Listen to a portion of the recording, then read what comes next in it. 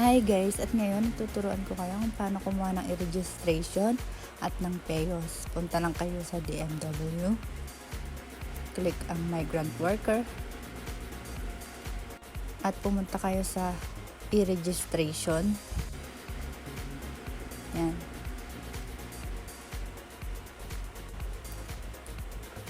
At pumunta kayo sa Let's Go.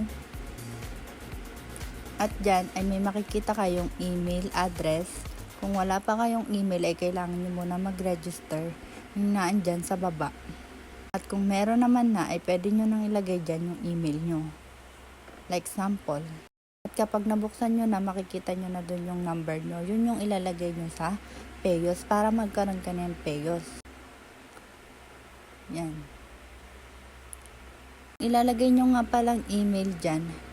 Ay wag nyong kakalimutan dahil yan at yan lang ang pwede nyong ilagay dyan. Parehas ng kagaya ng ginawa nyo. Ngayon naman ay hindi ko na may papakita sa inyo yung mga pagsusulat dahil alam nyo na yun paano mag-fill up. Pumunta naman tayo ngayon doon sa itsura ng na-login nyo na yung email nyo. Yan yung number na tinutukoy. At babalik nga tayo doon. Eto naman, pumunta naman tayo sa PEOS.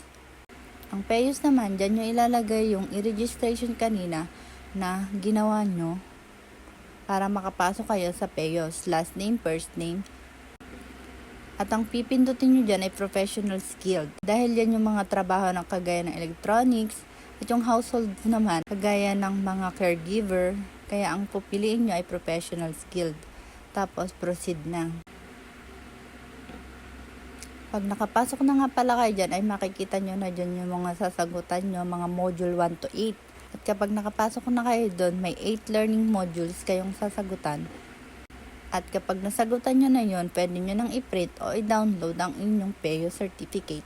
Ganun lang po kadali ang inyong pagre-register. At kung hindi naman po kayo nakakapag-register pa sa e-registration, pumunta lang po kayo sa register and then accept. And then, fill upan nyo lang po ng mga sumusunod. And then, yan po. Huwag nyo pong kakalimutan yung email nyo dahil yan po ang ilalagay nyo kapag mag-o-open kayo ng i-registration.